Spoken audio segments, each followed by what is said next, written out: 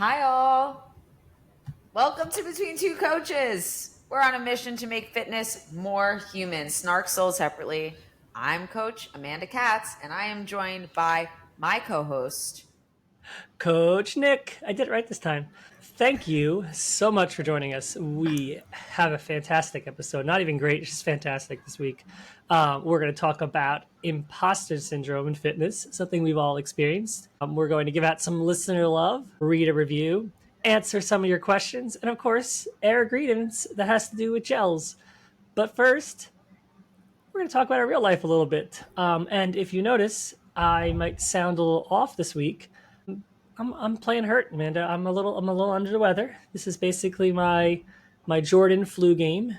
I've been a little sick for like 6 days. It's been terrible. Was that a basketball reference? Yeah, Michael Jordan, the guy in the Bulls who scored all the Got it. points and Yeah. won all the championships. Yeah. Okay. Yeah, understood. So I'm playing a little hurt, but I'm here. I'm taking. That's very man of you. I know. That's Evelyn. Man colds, right? Is that what they call it? My wife always calls it that. Yeah, she's right. I'm real tough today, but I have my Olipop here to save me and help me feel a little better. Thank God you have that banana cream. It's bananas. Tough drink Tough to help soda. to help a tough guy get through a tough moment. But no, I'm here. It's just been a little annoying. I didn't run for like 6 days because it wasn't COVID because I checked, but like just cough, cold in my chest. Didn't feel like running. Didn't feel good running. So I took time off. I am very good about, probably too good sometimes, taking time off when I'm sick. But I don't feel any gain from running, 5 miles while being exhausted in the heat and my body run down because I have to get a run in. I'd rather just rest and then start up again. So I did. But Yeah, I would argue I don't think there is a too good for this. I think your body, based on what we know, your body needs all the resources it can get when you're sick.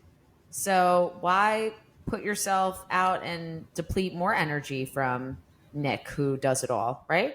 yeah, and that's my thoughts. Also, like I said, we've talked about it, I'm very good at resting. Like if it's a rest day or if I'm sick, like I will Doesn't just bother not run. I do not force it. I've forced it too much in my career for negative gains and also sometimes making sicknesses last forever.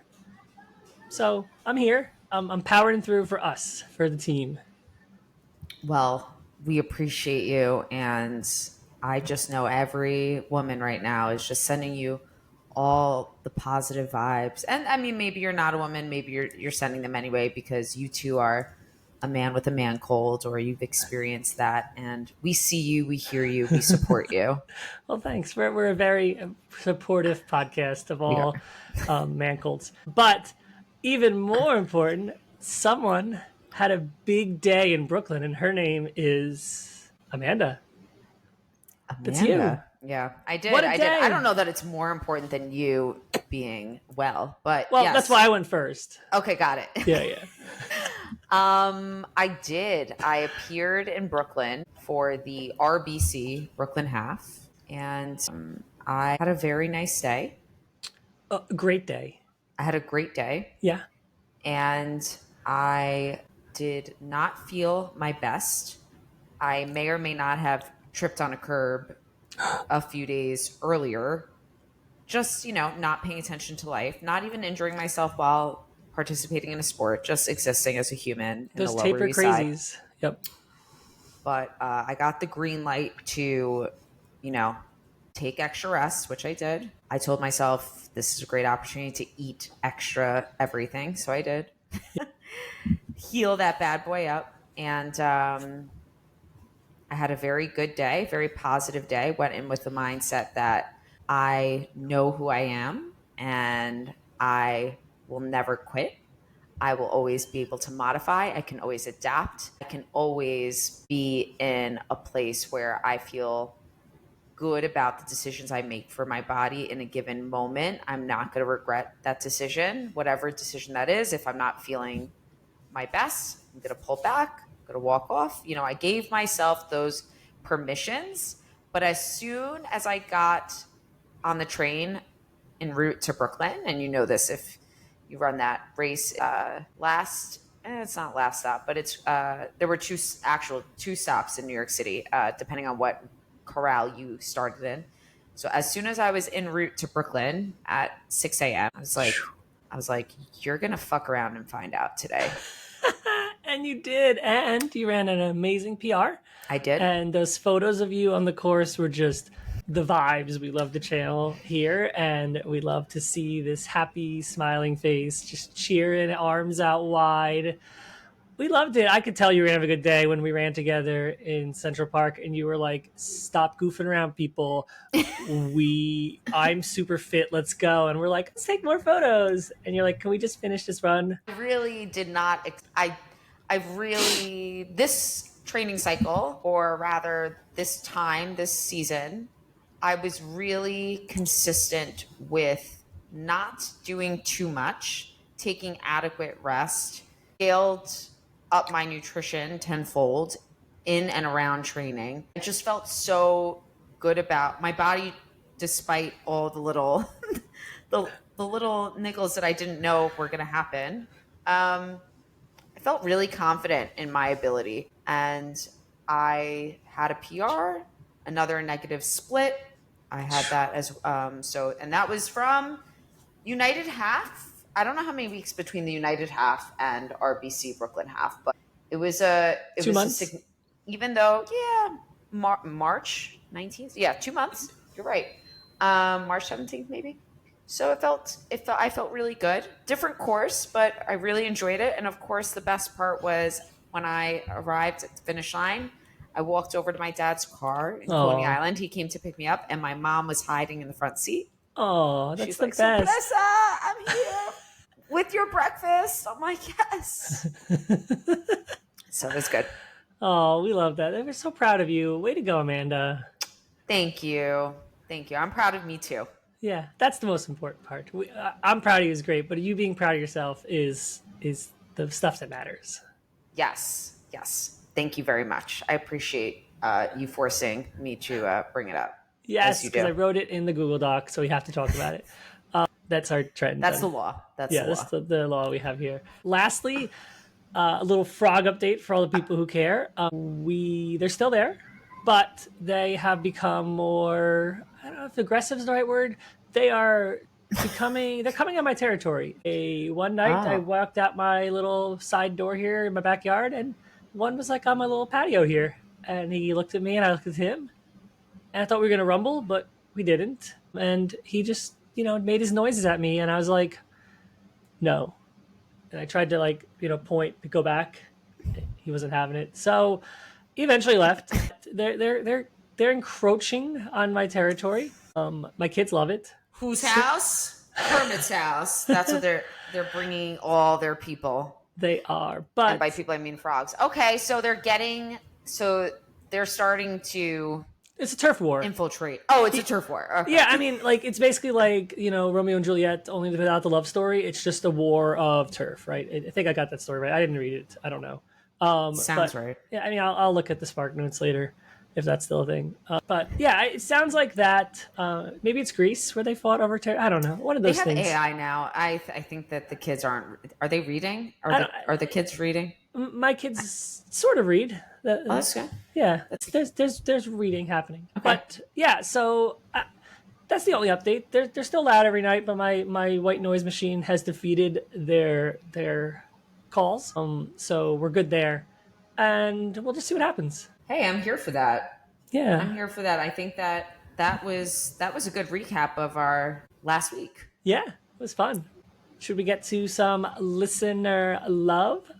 Would love that. This right here is from our listener / my athlete, Ooh. Kavita. Kavita, if you're listening, and I know you are the listener love. You're the lover of listening. I had a question about pace and cadence. When I started getting into running, someone told me that I should learn my cadence, and then my pace would just develop from that cadence. How true is this? How important is cadence when you are training? It's a loaded question. Very loaded. But also, there's answers.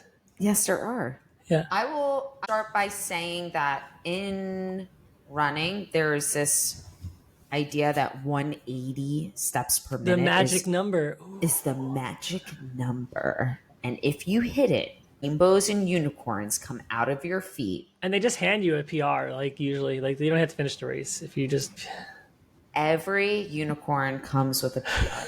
So that's like the problem with listening to other people who are potentially influential. Maybe they've been running for a long time. Maybe they're not well informed or educated. So that is not a Kavita thing. That's an industry-wide issue with fitness, health, wellness, etc. Right? So the someone who she got that from didn't have ill intent, but perhaps they either didn't know better or they weren't with the current education. What are some reasons to, let's say, increase your cadence? Less stress on the joints, more efficient. What were you going to say, Coach Nick? Oh, no, you go. Decreased risk of breaking, for lack of a better phrase there. But you don't need to land on that golden 180 number. I believe that myth was debunked several years ago.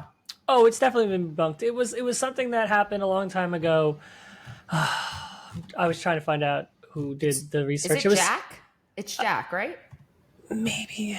I think so. I was trying to find out who. It was either him or someone else. But so it basically they observed like someone running a race in the Olympics and were like, oh, everyone seems to be running 180.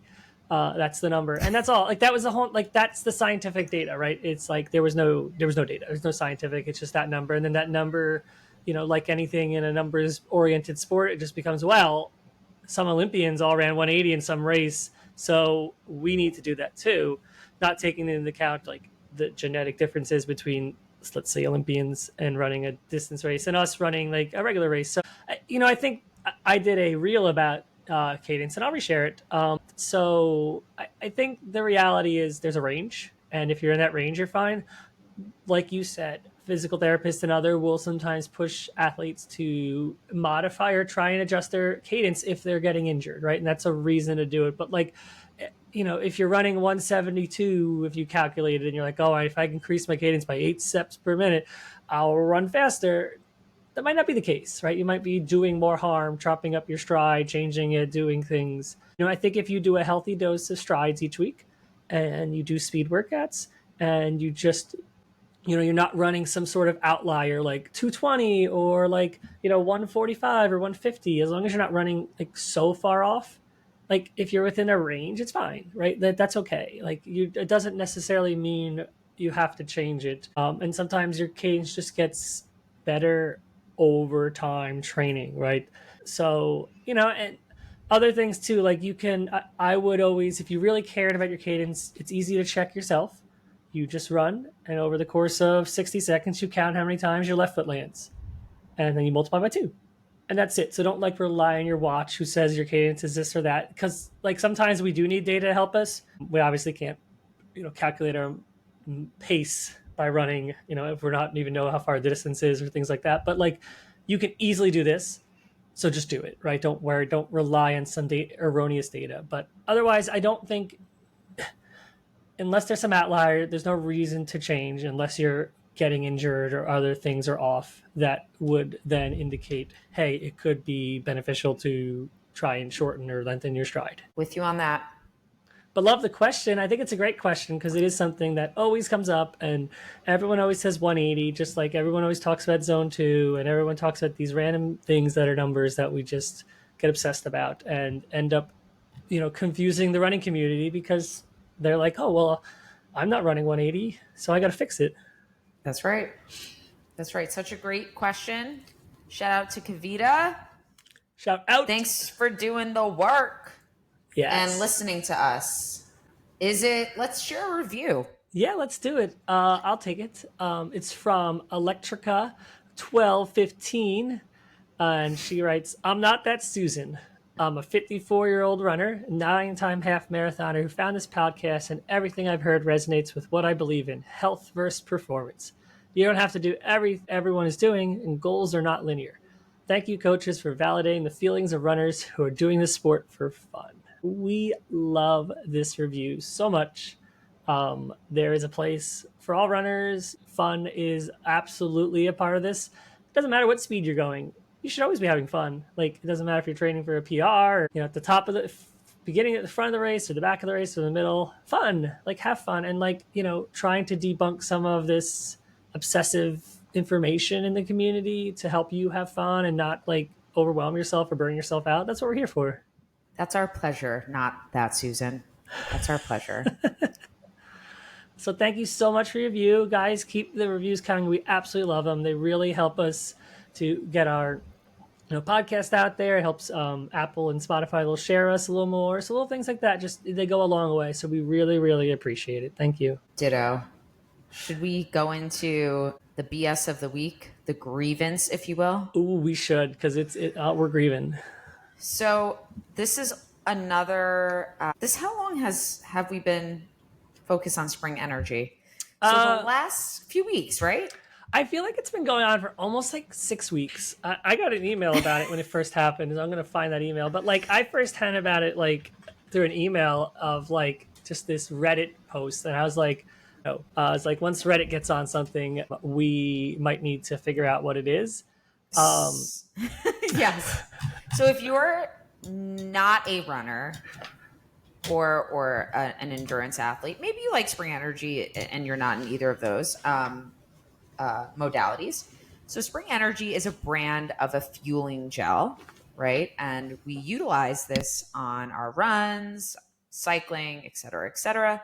And they have real food. Like, that is their selling item. That it's pretty, from what I've tasted, pretty delicious, real food option for a gel. And the claims on the gels are the nutrition labels are stating a higher carb and calorie count than what was tested in a lab. Yes, it got to the point, I suppose. I think exactly what happened was somebody wanted to recreate the Spring Energy gel. And this person tried and was like, wait a second. This is like half the calories or less than that, and only 14 grams of carbs, or 17. I may be mistaking that figure, versus 45 grams. And specifically, the flavor was the awesome sauce flavor, which was my favorite sauce. And it's like a mediocre sauce at best now. I know. But so like, and the really the linchpin that started all this was like, we as a community, a lot of people would say, hey, I'm taking this gel and I don't feel as fueled as I should be by that much, intake, right? Because I took it. I loved the gel. I would take it sometimes before a run because it was like an applesauce, but then I would take it during my runs. And there was a lot of times I would take it and like 20 minutes later, 10 minutes later, I'd be like, I need more. And then it wasn't until I found SIS beta gels, which claimed to have 40. And I mean, now I don't believe anyone ever again in my life. I feel, violated. But like, I take those and like 30 minutes later, I can last 30 minutes. It feels like it really satisfies me. And so once I heard this, I was like, oh, because this is how I feel. And now I have data kind of validating that. Like, I'm sort of now believing this. And I recommended this gel to athletes all the time because I was like, we love real food, Spring Energy gels. Let's get on it because it's real food and it tastes delicious. So now, some athletes have probably bonked in races. So many people are probably bonked in races, taking this, thinking they're crushing their fueling when they're taking 1/3, 1/2. I'm also curious. And I also shared it with my athletes as well. And it was promoted as, or marketed as, a fuel option that you didn't necessarily need to have water on hand to take. And that's a big selling point for gels. Spring Energy hasn't put out an official, we're sorry for taking $4.20 from you every time you thought you were getting 3 times the amount of carbs statement. So Spring Energy, if you're listening, between two coaches, you can make that apology here. You sure can. Okay? Okay? That's that bullshit, though. That's that bullshit. Trust no one. No, I have no trust in gels. Like, I'm just going to question them all. I'm going to be like, I don't know anymore. Like, it goes beyond gels, though, right? Yeah. Yeah. So it's giving I'm not as full as I should be. So, sucks. But I'm glad someone did the research. I'm glad someone helped validate probably hundreds, if not thousands, of runners' feelings of taking this gel and being like, why am I still bonking? Why am I not fueled properly? What's going on? Yes. And shout out to that individual and the GoFundMe page they created. That was the way the community came together. They just started to throw their dollars in. Oh, Him, once Reddit gets on something. oh yeah, they're like, to every gel. All right. I think it's topic time. It is topic time. We love this part. So, today's topic is about imposter syndrome in fitness and in running. And I think it's important that we start with our individual experiences in imposter syndrome. Do you want to go first, Nick? Thank you. I would love to go first. Yeah. So, I have seen it in like multiple ways. So, like, there was a lot of my career I happened to be, just a little genetically blessed, trained hard. I'm a front of the pack runner, right? Like I'd get into a lot of elite fields. I was a part of Rabbit had an elite team for a little bit, the running brand, and I was a part of that team.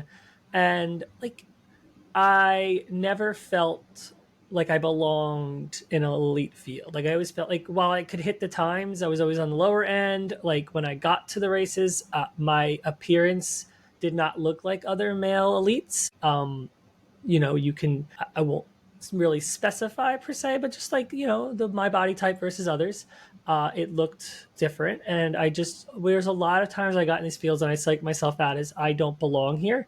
What am I doing? I don't train like these people. I'm not as fast as these people.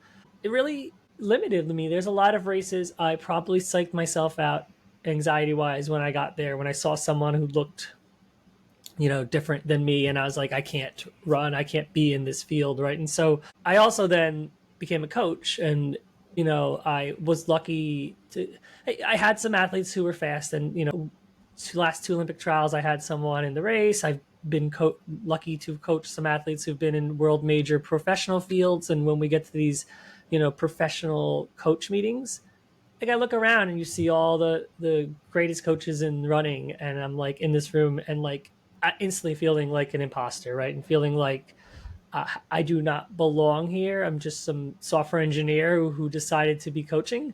Happened to be in this room with the people who are much smarter and probably have done this their whole lives and science and school and everything. And so, both times it really, like, it would get to me a lot, right? And like really get in my head. And so in both examples, it was like this feeling of I'm not good enough. I don't belong. Can't be as good as others. And so, what sort of then helped me was sort of acknowledging myself and my talents, right? And that I have a reason to be here. Like in running, I trained differently than others and looked differently because that's what I needed to have success, right?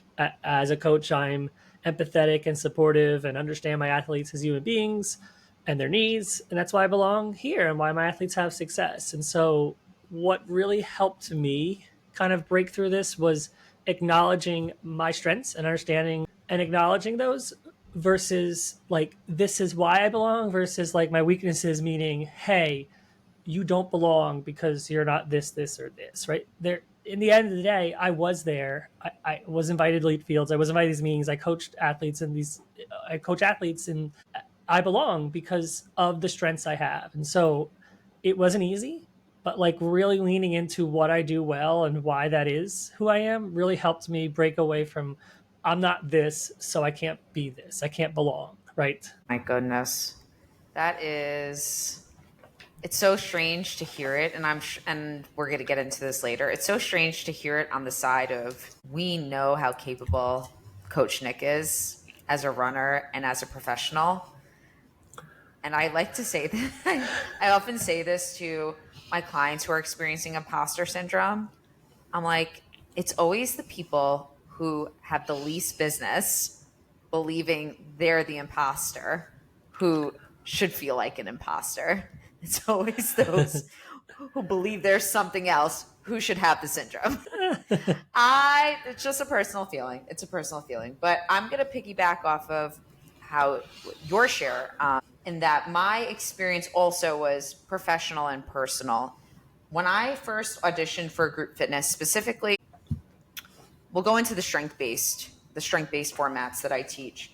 As a small, straight sized bodied woman, I I don't look like somebody who lifts heavy weights. And years ago when I first started taking group fitness classes, even before I started my professional career in group fitness, the instructors often would suggest I start with 3 to 5 pound dumbbells.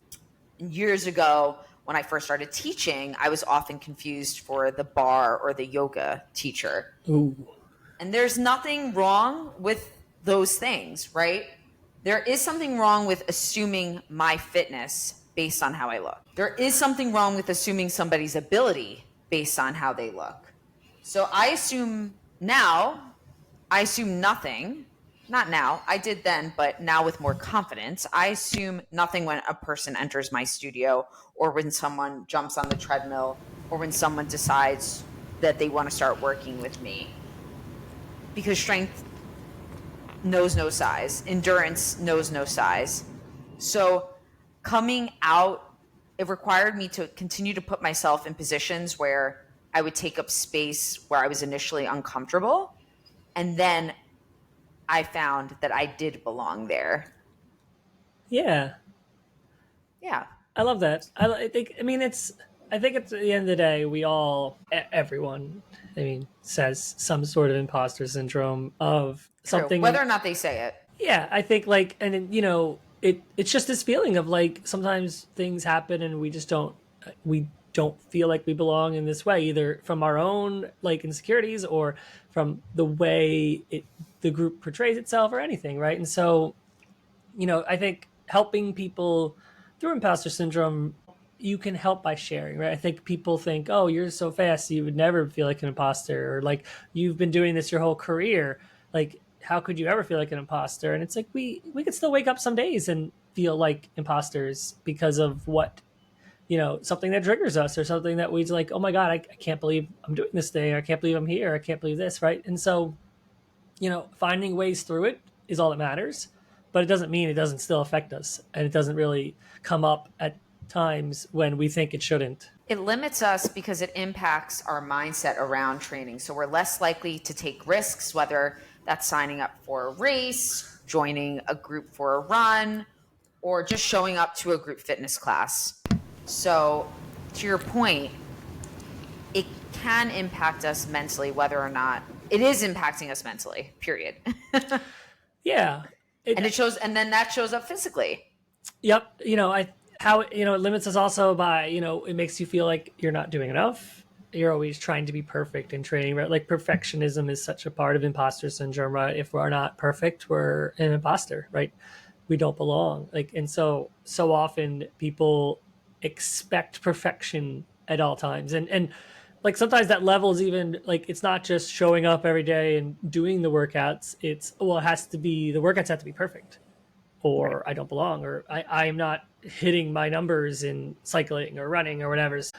I'm an imposter. It's not perfect. And so it makes you do more, right? Then all of a sudden you're, oh, well, that's not enough. I'm going to do more. I'm going to do doubles. I'm going to go all in. I'm going to sacrifice all these things I love because I need to be perfect. Right. And it's who's defining perfect? Who's writing these rules? Are we basing this idea of perfection or fitness on what other people are doing whose lives don't look like ours? Usually. I mean, yeah. It's always, there's, perfectionism and being perfect. There is no way that, your training needs to look. There's no like right answer. Mm-hmm.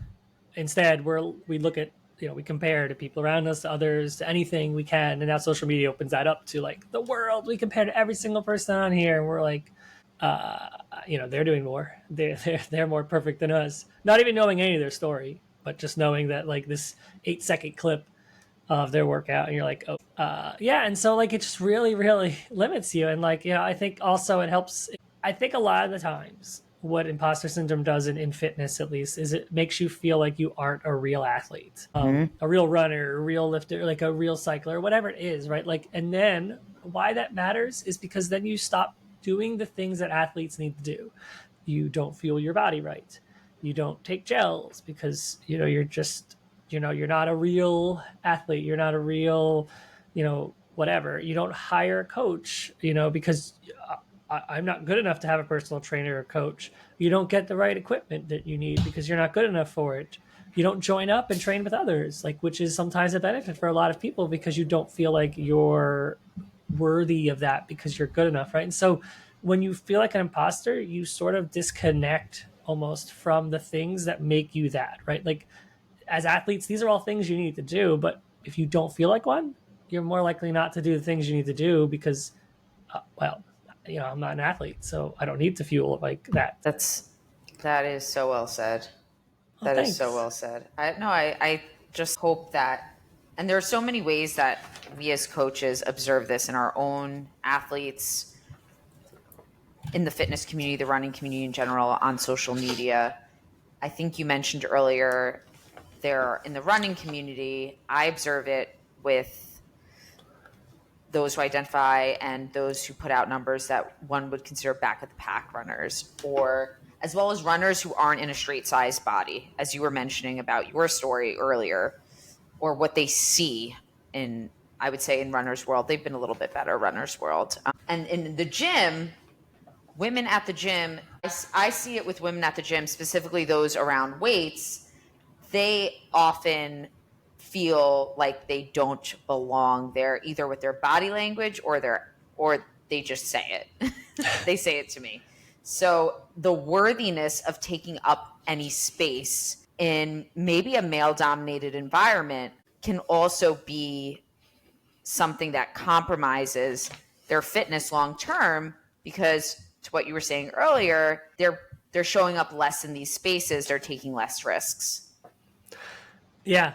Healthy risks. Mm-hmm. Yes, healthy risks for sure. That's a good clarifying point. But yeah, that's exactly right. And I think we observe it. Social media is a great.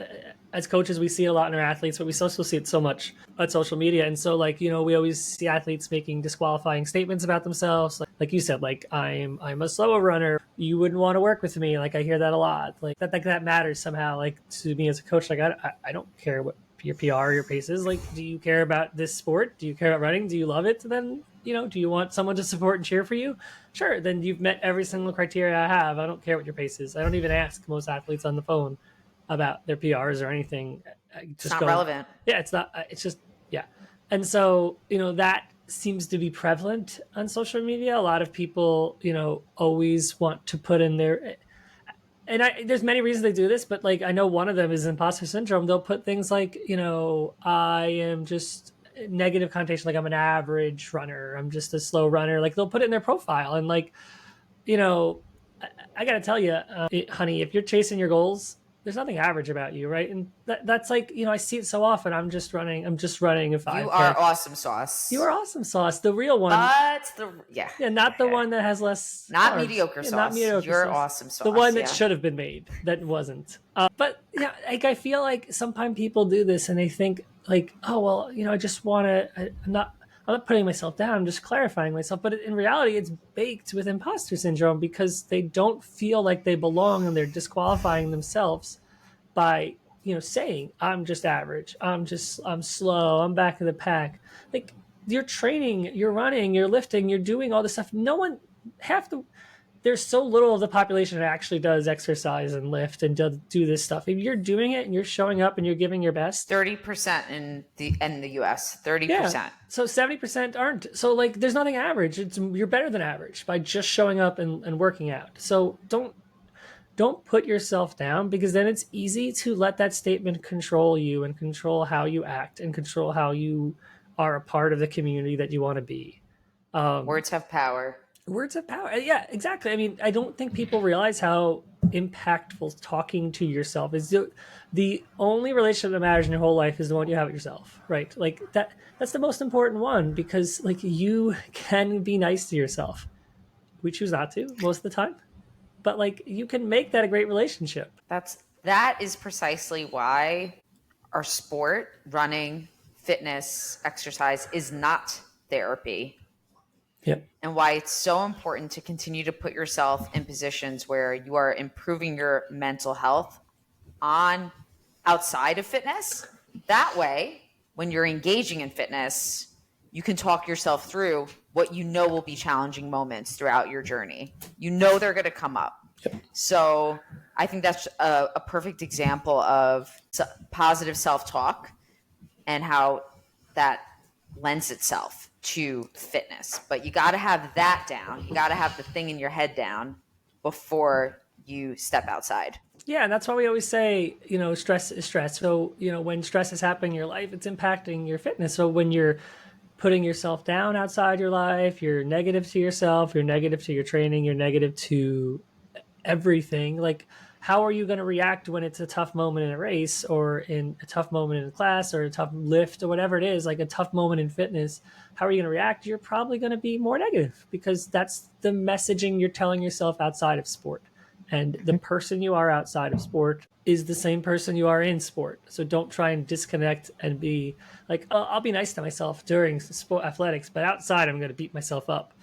No, be nice to yourself outside athletics. So you can be nice to yourself when you need to in athletics. And, the last thing I'll say to this, what I see is, people discredit their accomplishments as luck. They don't accept positive feedback. They shrug it off. Like, that, and I do that sometimes too. Like, sometimes someone will say, that was so cool, great job, or this and that. And I'll be like, oh, whatever. Like, and I've tried to be better about saying thank you, or like, I appreciate that. Like when someone says something nice or positive about my athletics or anything in my life. And, when you discredit your accomplishments as luck, you're just saying, almost telling yourself, I didn't really do it. Like, no, you did it. It doesn't matter. Like, you did the work, you ran the race, nothing was luck about it. Own that shit, take credit for it, be proud of it, wear that medal, brag about it on social media. That's what it's for. Like, you did this stuff. Don't push away your accomplishments. That's the imposter in you trying to tell you that you don't belong. It's trying to tell you that we're going to find out that you don't really belong here. You're not really good at this. You're good. You're great. That was so good. And it reminded me of even in the beginning of this podcast when you asked me about Brooklyn. And I have every season of my life got a little better at just saying thank you to the compliment and not saying, yeah, I had a good day. Because in my mind, when I hear I had a good day, the asterisk is luck. And while we know, for example, a race or a workout, there are so many things that are out of your control once you step outside your home, or maybe you're doing your at-home workout, but that you worked your ass off to be present for that. And you should take that credit, as Coach Nick is saying. Yeah. And, Coach Amanda didn't necessarily want to talk a lot about real life stuff or her training, but as soon as she, told me about this race, I immediately put on the Google Doc. So we had to talk about it, her race. Because, and you're doing a great job of talking about your running and talking about your accomplishments and being proud of it, because you should own that shit. Just like we're telling everyone else. It's giving me a lot of agita right now. But my indigestion is mediocre sauce. But you're you're right. You're right. We're proud of you for doing that. And thank you for talking about it. And yeah, just like everyone else, you're not discrediting your accomplishment. You are saying, I did this shit. And accomplishment doesn't have to mean a PR. Just going out there and trying your best is an accomplishment, and you should own that and be proud of yourself. That's it. That's it right there. So I think that moves us into the ways that we, as a community, how we can help each other feel less imposter-esque. Yeah. And I want to say, based on what we just shared, celebrate every start. Everybody for showing up exactly as they are, where they are. We all started somewhere. To remember that. And as you continue through your fitness journey, know that you will always be in a position where you will never have it all figured out. Nope.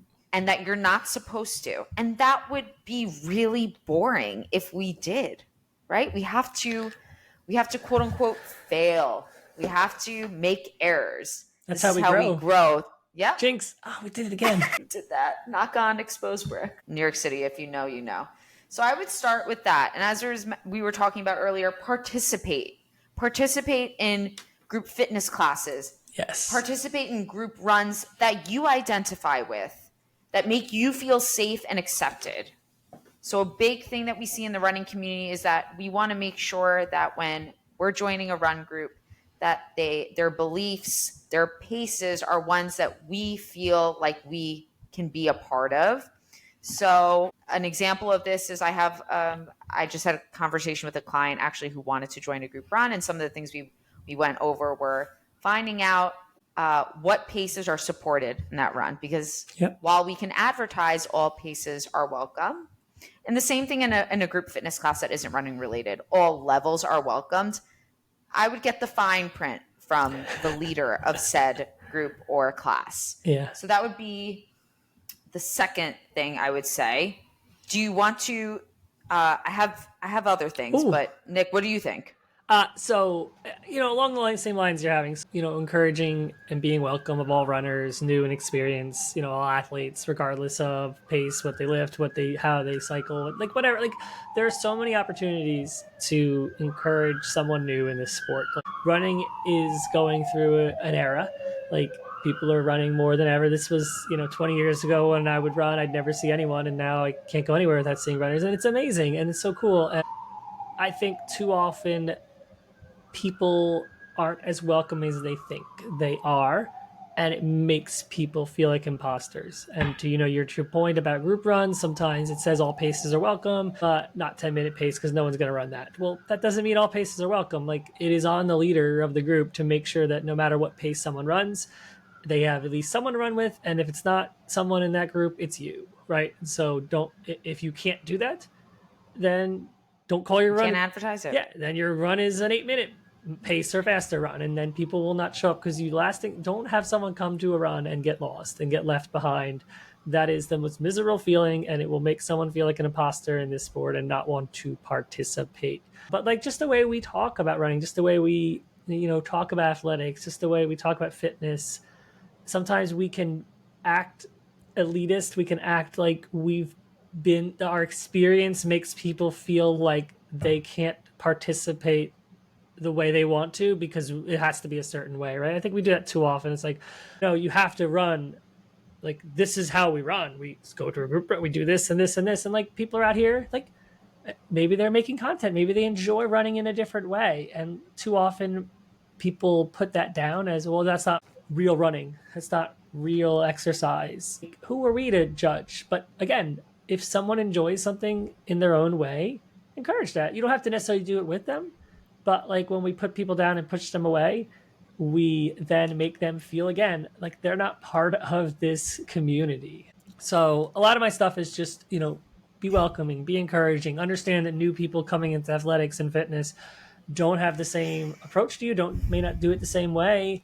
And that's okay. Let them have their fun and just be supportive. Be supportive. And on the flip side, when you're entering these communities, I think that you have to support yourself outside of whatever sport you plan to engage more in because you enjoy it. And one of the ways that I see this come up as a coach are folks who tend to feel like imposters in their sport of choice apologize a lot.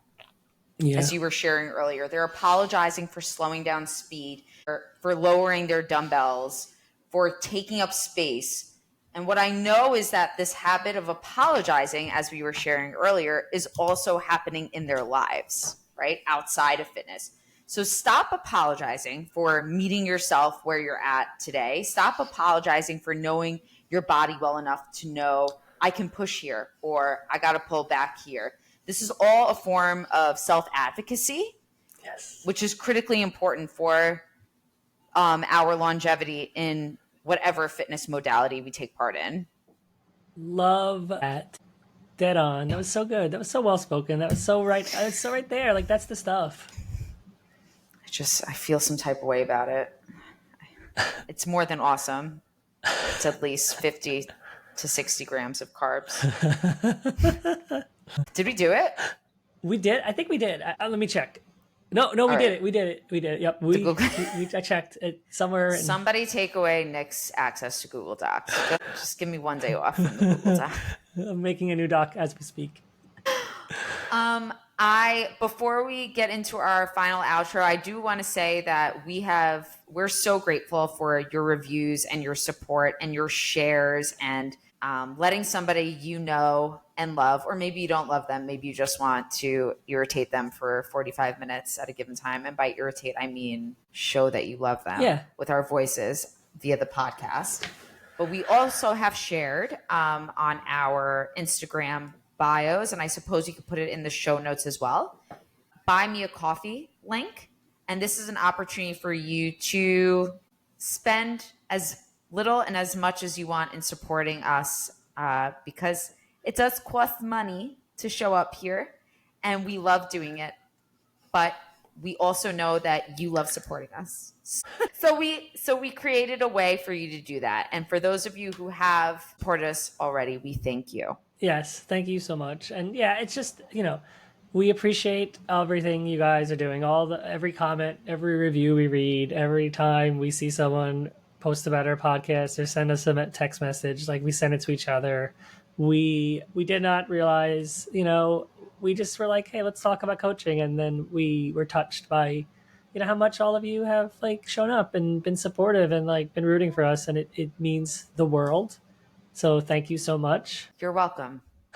But yeah, so I'll wrap up the episode. So we had a great episode. We touched on, our topic on imposter syndrome with a bunch of, I think, wonderful nuggets that you can pull out of that for your own journey and your own battle through imposter syndrome. And just the acknowledgement that everyone, and here's our stories, I thought was great to share.